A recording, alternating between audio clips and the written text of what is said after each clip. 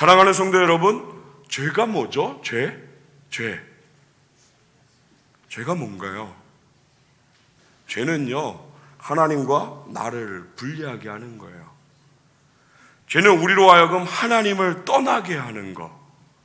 하나님을 떠남으로 에덴 동산에서 하나님 안에서 쫓겨나게 만든 것이 죄라는 것입니다. 하나님이 불러도 듣지 않고 하나님이 찾아도 보지 않고 살아가는 것이 죄라는 것이에요.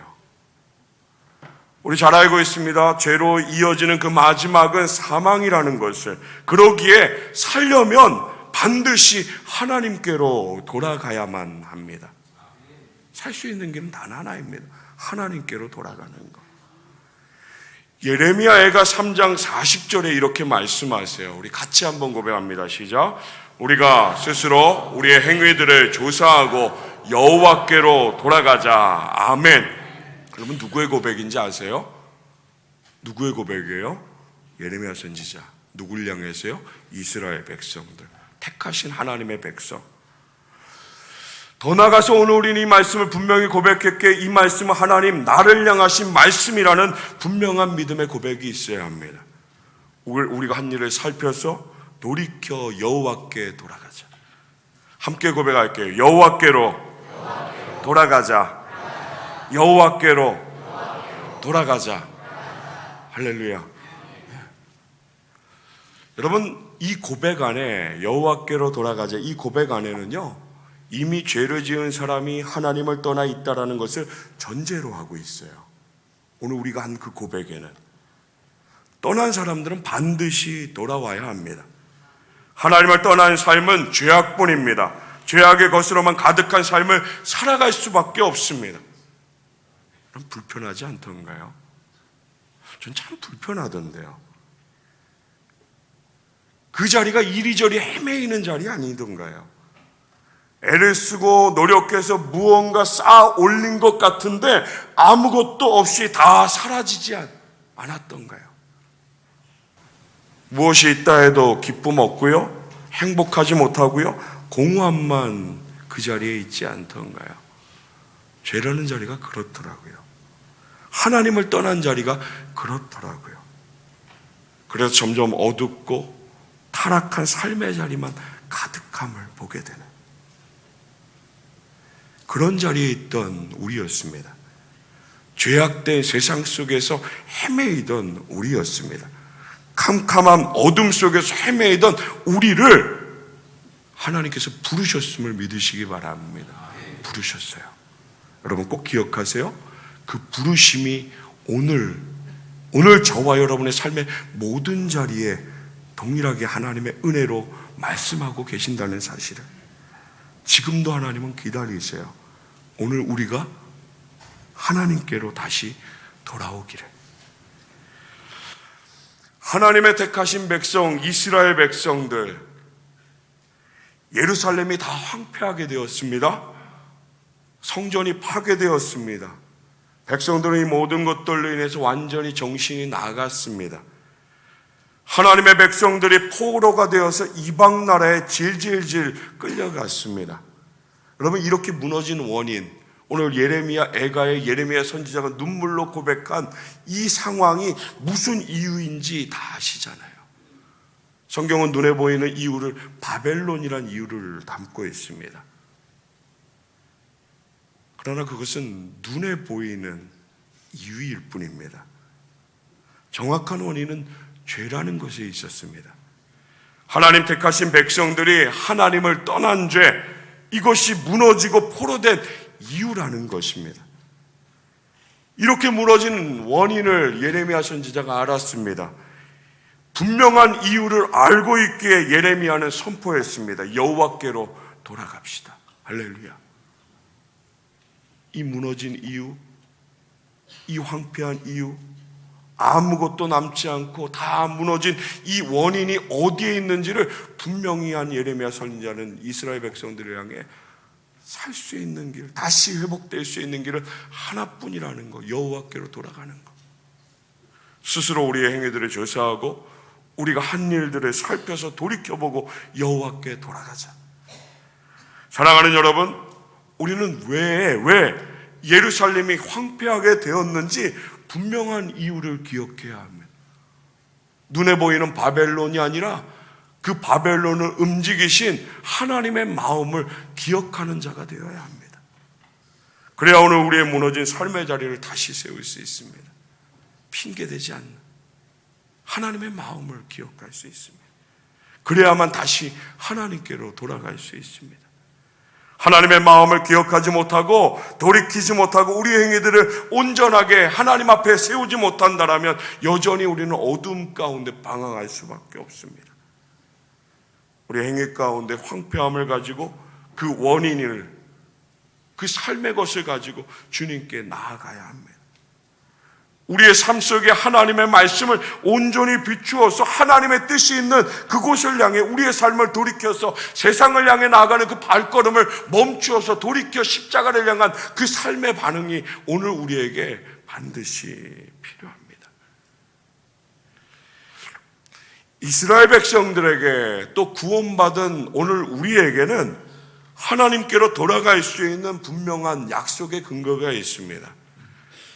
하나님께서 이스라엘과 또 우리와 더불어 맺어주신 언약의 말씀입니다. 그 말씀은 변치 않습니다. 그 말씀은 영원하십니다. 이 신실하신 하나님의 약속이 있기 때문에 오늘 우리는 돌아갈 수 있는 것입니다.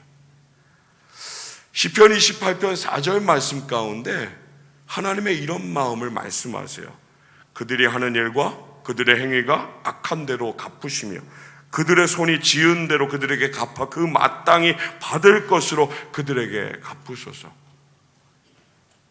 공의의 하나님, 죄로 인해 심판하신 하나님, 어쩌면 두렵고 떨리는 마음으로 붙들 수밖에 없는, 바라볼 수밖에 없는 그 말씀을 우리에게 말씀하세요. 그들이 하는 일과 그들의 행위가 악한 대로 갚으시는 하나님. 여러분 생각해 보세요. 정말로 이 말씀만 우리에게 주셔서 정말로 우리가 악한 행위대로 하나님께서 다 갚으신다라면 우리의 삶이 무엇이 남을까요? 너무너무 감사한 것은요, 이 말씀 이후에 반대로 하나님의 은혜 또한도 우리에게 약속하셨다는 사실이에요. 시편 50편 23절 말씀 우리 같이 한번 고백합니다. 시작. 감사로 제사를 드리는 자가 나를 영화롭게 하나니 그의 행위를 옳게 하는 자에게 내가 하나님의 구원을 보이리라. 할렐루야, 할렐루야. 하나님께 행위를 옳게 하면 구원을 보게 하심을 약속하셨다라는 거예요. 오늘 본문 안에도 하나님 말씀하십니다. 말씀에 순종하지 않음의 그 결과가 얼마나 크고 비참하고 아픈지를. 불순종으로 인해 하나님과의 관계가 깨어져 버렸습니다. 오늘 본문은 하나님께서 창조하시고 좋아하셨던 그 피조물이 죄로 인해서 참된 행복, 하나님 안에서 벗어나 불행함이 시작되는 이유를 분명하게 말씀해 주고 있습니다. 오늘 말씀 가운데 아담이 나오고 그리고 그의 아내가 나오고 하나님의 말씀이 있지만 오늘 이 말씀 가운데 저와 여러분이 무관한 삶이 아니라 다른 것이 아니라 동일하게 그 말씀 안에 오늘 우리를 향한 하나님 말씀이 동일하게 우리의 삶 가운데도 지금 아담에게 하셨던 그 말씀, 지금 그 모든 것의 기준으로 주셨던 하나님의 말씀이 변치 않고 동일하게 영원하신다는 그 하나님의 말씀이라는 거예요. 오늘 우리의 죄를 분명히 말씀하고 있습니다. 또 오늘 우리를 구원하신 하나님의 은혜 또한도 그 덮으시는 은혜, 감추어 주시는, 싸매 주시는 하나님의 은혜 또한도 동일하게 말씀하고 계신다는 사실입니다. 하나님의 자녀인 우리가 하나님의 마음을 기억하여 그분 안에서, 말씀 안에서 순종의 삶을 살고 있는지 돌이켜보게 하시는 하나님의 마음, 오늘 우리에게 주신 은혜의 기회라는 것입니다. 아담을 부르셨던 하나님, 하와를 부르셨던 하나님, 그 하나님이 지금 우리를 부르시고 계세요. 나를 부르고 계세요. 죄를 지었음에도 불구하고 돌이키지 못해서 헤매이고 있음에도 불구하고 하나님의 은혜를 멈추지 않으신다는 사실이에요. 오늘 우리를 향해서. 그럼에도 불구하고 기회를 주시기 원하시는 그 하나님. 사랑하는 성도 여러분, 오늘 저와 여러분을 향해 그 모든 삶의 자리에 끊임없이 말씀하심을, 끊임없이 돌아오라고 하심을, 끊임없이 그 죄의 모든 것을 덮어줄 그 하나님께서 오늘 우리를 찾고 계심을 믿으시기 바랍니다. 오늘 본문의 하와를 유혹하는 사단은 정말 성경이 말하는 대로 거짓말쟁이입니다. 주특기가 있는 것 같아요. 남자들은 군대 가면 다 주특기가 있잖아요. 오늘 사단의 주특기는 거짓말입니다. 마귀라는 그 이름 자체 가운데 속이는 자라는 의미가 있는 것처럼 맨 처음 사람, 오늘 본문 안에 아담과 하와도 이 마귀의 거짓말에 속아서 넘어졌습니다. 그리고 지금도 오늘 저와 여러분의 삶에 모든 것을 다하여 우리를 향해서 이들의 거짓말의 속삭임은 계속되고 있다라는 거예요. 사단의 거짓말의 속삭임도 계속되어지고요, 돌아오라고 말씀하신 하나님의 말씀도 멈추지 않고 계속되어지고요. 이런 사단의 거짓말 이길 수 있는 가장 확실한 방법은 하나님의 선하심을 체험하는 것입니다. 그 약속을 붙들고 그 말씀의 은혜를 붙들고 오늘 살아가는 그 삶의 자리 가운데 이 말씀 가운데 역사하시는, 나를 통해 뜻하시고 은혜를 베푸셔서 역사하시는 하나님의 뜻을 이루게 하시는 그 하나님의 말씀을 체험하는 삶이 오늘 우리에게 정말로 필요하다라는 거예요. 사랑하는 성도 여러분, 혹시 입으로만 하나님의 말씀 고백하고 있지 않습니까?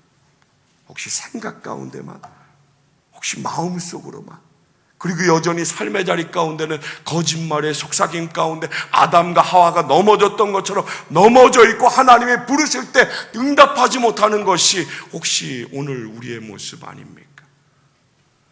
아담과 하와가 그들의 벗었음, 그들의 부끄러움, 수치를 자신이 애를 써서 무화과 나뭇잎으로 가렸던 것처럼 혹시 하나님께서 부르심에도 불구하고 은혜를 주시기 위해, 기회를 주시기 위해 부르심에도 불구하고 혹시 그 자리에서 애를 쓰면서 감추고 있는 것이 혹시 우리의 모습은 아닙니까?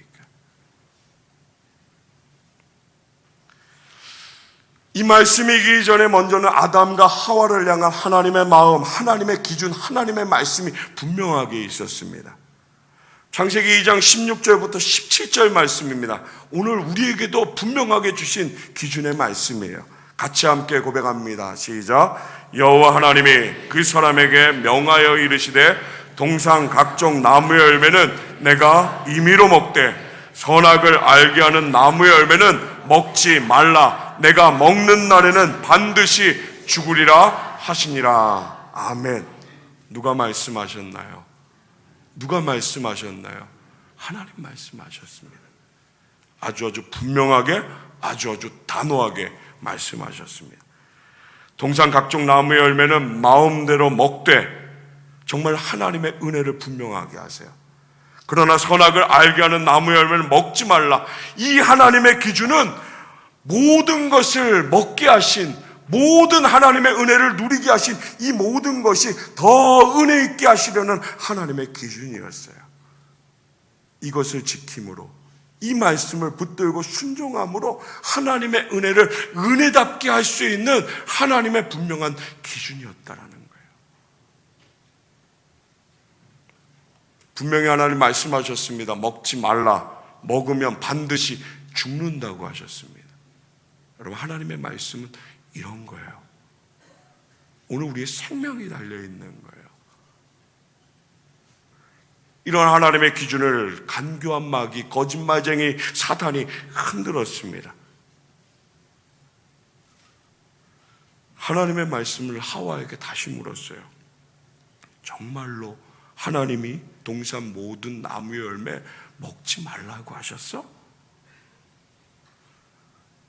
하나님의 말씀 온전하게 붙들지 못하도록 그 말씀에 자신의 생각을 더하도록 틈을 내기 시작했어요. 사람의 마음 가운데 하나님의 말씀, 하나님의 명령을 의심하게 하였습니다. 틈을 만들어서요. 꼭 기억하세요. 하나님의 말씀이에요. 살아계신 하나님의 말씀에 사단이요 하와로 하여금 틈을 만들어 자기 생각을 더하게 하였어요. 영원하신 하나님의 말씀에 자신의 생각을 더하게끔 흔드는 유혹을 했다라는 거예요. 우리가 말씀을 고백해서 잘 알고 있는 것처럼 2절과 3절의 말씀 보면 사단의 유혹은 적중했습니다. 하와의 답을 보면 하나님의 말씀이 흐릿해진다는 것을 알 수 있어요. 동산 모든 나무의 열매 우리가 먹을 수 있으나 3절의 하와에 이어지는 답을 보면 하나님이 말씀하셨던 것 분명하게 달라졌어요. 자신의 생각이 더해졌어요. 하나님 먹으면 반드시 죽는다라고 하셨는데 하와의 답 가운데 자신의 생각이 더해져서 하나님의 말씀이 완전히 흐릿해졌습니다. 하나님의 말씀은 복잡하지 않습니다. 여러분, 생각해서 하나님의 말씀 붙들 수 있는 것이 아니에요. 여러분, 내가 생각해서 내가 붙들 수 있는 거, 붙들지 못하는 거 가리는 것이 아니라는 거예요. 나는 콩을 싫어하니까 밥을 다 먹고 남으면 콩이 남는 그런 삶과 하나님의 말씀과는 전혀 다르다라는 거예요. 오늘 우리는 너무너무 좋은 것만 택하며 살아갑니다. 여전히 그 기준 가운데는 나의 생각이 있습니다. 세상의 기준이 있습니다. 그러나 하나님의 말씀은, 사랑하는 성도 여러분, 하나님의 기준으로 온전히 붙드는 하나님의 자녀들 다 되시기를 주님의 이름으로 축복합니다. 하와가 이것을 놓쳤습니다. 하나님의 마음, 이것을 나에게 은혜로 주신 하나님의 그 마음을 완전히 놓쳐버렸어요. 이런 마음 가운데 조금 더 가까이 나와 사단은 이 하나님의 말씀을 이제는 완전하게 부정합니다. 죽는다고? 누가 그래? 하나님이 그랬어? 아니야, 절대로 죽지 않아. 반대로 너 눈이 밝아질 거야. 반대로 너 하나님처럼 될 거야. 모든 것을 내 마음대로 할 수 있게 될 거야. 이것 때문에 하나님 못 먹게 하신 거야. 아담과 하와, 우리를 향한 하나님의 마음을요, 사단은 완전히 부정하면서 그 하나님의 마음을 더럽혔어요. 그 마음을 의심하게 했고요, 그 마음을 온전히 믿지 못하는 넘어지는 삶의 자리에 세워졌어요. 결국 넘어갔습니다. 먹었습니다. 함께 먹었습니다. 여러분, 결과가 무엇인가요? 정말로 눈이 밝아졌죠. 정말로 눈이 밝아져서 부끄러움을, 수치스러움을 알게 되었습니다. 이전까지 가려주셨던 하나님의 은혜였어요. 그 가려주셨던 그 하나님의 은혜가 말씀에 순종하지 못하여 벗겨졌을 때 알게 된 것은 죄로 인한 부끄러움, 수치였습니다. 하나님은 선하시고 나는 죄인이라는 것, 부끄러운 존재라는 것, 수치스러운 존재라는 것, 이것만이 알게 된 사실이었어요. 본문 7절에 부끄러워서 무화과 나뭇잎으로 서로 가렸습니다. 그리고 본문 8절에 하나님이 두려워서 하나님의 소리를 듣고 여호와 하나님의 낯을 피하여 숨었습니다. 나무 사이에 숨어있는 아담을 하나님께서 부르셨습니다. 내가 어디 있느냐? 아담이 10절의 말씀에 대답했습니다. 내가 동산에서 하나님의 소리를 듣고 내가 벗었으므로 두려워하여 숨었다라고 했습니다. 하나님 물으셨습니다. 나무 열매 내가 먹었느냐? 죄로 인한 그의 마음, 흔들려진 하나님의 마음을 다 빼앗긴 그의 마음 가운데 돌아오라고 하신 하나님의 마음을 생각할 여지가 없었습니다. 하나님 분명히 기회를 주고 부르셨음에도 불구하고 아담의 답은, 하와의 답은 환경을 이야기합니다. 나로 시작되는 것이 아니라 하나님 나의 이름을 부르셨는데 내 이름을 고백하는 것이 아니라 환경을 말하고 다른 사람을 말하였습니다. 핑계했습니다.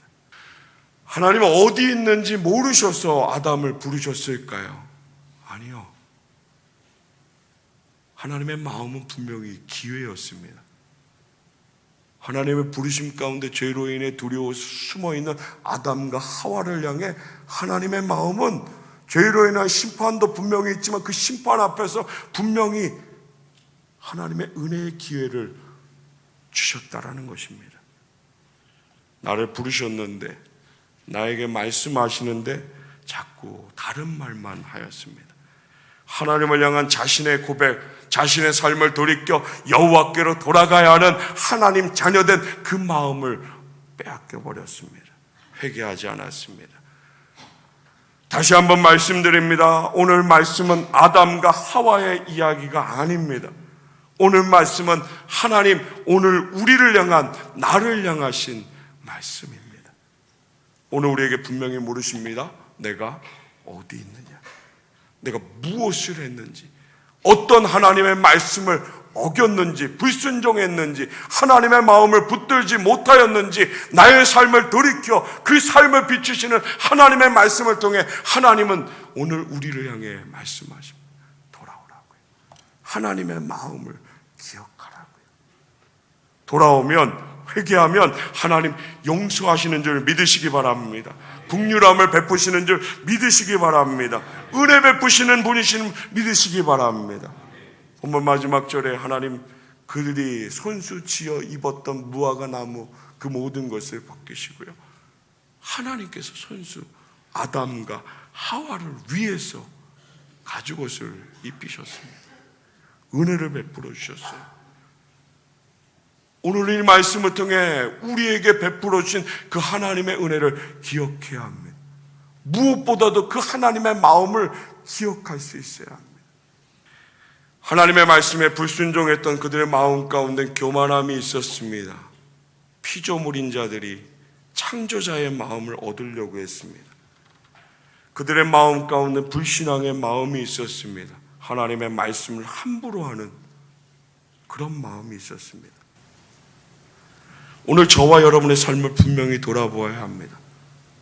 말씀을 주심이 하나님 나를 향한 어떠한 마음을 갖고 계신지, 이 심판의 자리, 죄로 인해 당하는, 하나님 공의로우신 그 판결로 인해 당하는 이 죄의 모든 것을 통해 예수 그리스도의 십자가 그 은혜를 통해 나에게 베풀어 주신 하나님의 마음이 무엇인지를 오늘 우리는 분명하게 붙들 수 있어야 합니다.